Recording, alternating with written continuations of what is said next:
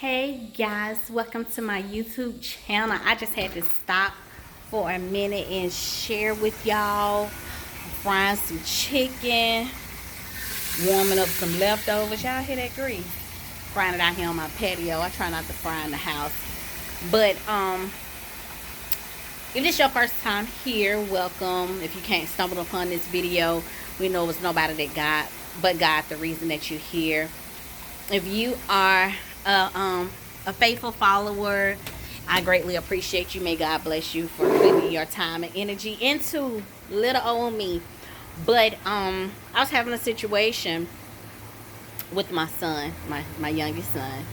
And as we all know, as mothers, fathers sometimes too, the extra mile you go to try to make sure your kids are happy, make sure they have the things they need, the things they want, try to give them sometimes a life you've never had.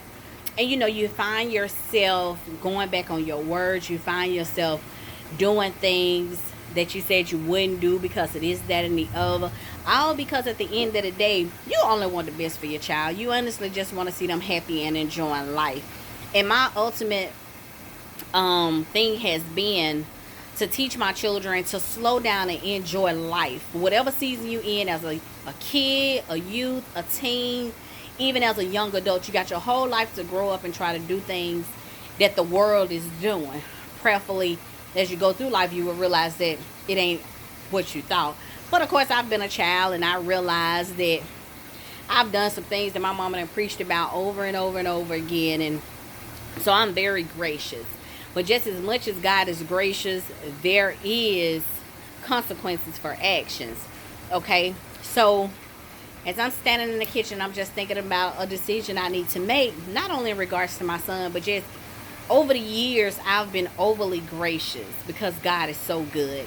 And I'm learning to set boundaries. I'm learning to put my foot down, and I'm learning to be bold in what I know I need to do and not worry about how somebody feels. Feelings change, and just because your feelings are hurt doesn't mean this ain't for the betterment of you or the betterment of me.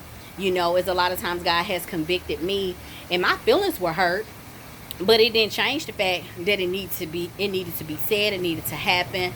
And so I'm learning the importance of that. So as I'm standing in my kitchen, and I'm just thinking, and the Holy Spirit enlightens me on, don't do things out of obligation, do things out of conviction.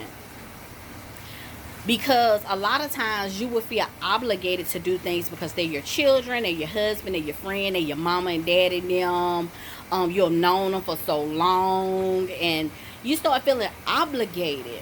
And you start doing stuff because you want to appease everybody, and you want to make sure that you don't rub nobody wrong, and you want to make sure that you all nice and kind because you don't want people to feel like you are mean. But Holy Spirit had to enlighten me on, we shouldn't be operating from a place of obligation. It should be from a place of conviction. And when I say conviction, that means when you go to God and God tell you, this is what you need to do. You know what I'm saying? You know in your heart and you know in your spirit that God is tugging at you to do this thing. It's kind of like if you want to get out your marriage, you're like, I'm out of here. And conviction say, be still. Be still. And, so it's just kind of like you tell yourself, I know what I want to do out of obligation, or out of feelings. I want out of here. I want out of this marriage. I'm tired. I'm fed up. And then the conviction from God say, be still. Or you say, man, I done spent all this money. I want to take these children on this trip. And they've been showing their butt, ain't doing what they supposed to. And God like, I don't care if you done spent $5,000. They don't deserve to go. You know what I'm saying? And so because you been spent a certain amount of money, you push through and take them anyway. And you miss the opportunity that God is trying to teach them. I'll never forget the year that I didn't get my kids anything for Christmas. My God, I had told them, and I have said it years before, and I don't think they ever saw it coming. I stuck to my guns. I took my money, me and my husband. We took a weekend vacation for Christmas. We did shopping for us. And when we came back for Christmas, they got up looking for stuff. They had nothing. That was so hard for me. But God had to convict me and say, if you keep doing what you say you're not going to do, how do they learn? So I just want to encourage you, when you make a move, don't make a move out of obligations, feelings, or entitlement. Make a move out of conviction. Make a move out of God leading you, so that you know that you are doing the right thing. Because sometimes taking our hand off and taking our resources away from people teaches them to appreciate and to be grateful, and sometimes to even seek God in a way like they never have before. So this is my own conviction for me today, and I just wanted to share it with y'all before it left my mind. And I love y'all. I appreciate y'all greatly for taking the time to check your girl out.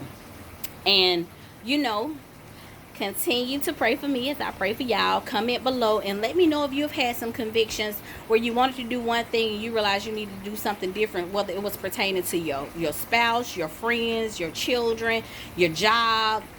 Sometimes even with jobs, we like, man, I know I need to take out and spend some time, but you feel so obligated because you don't want to make nobody mad, and you don't want to make them, you don't want to be shorthanded.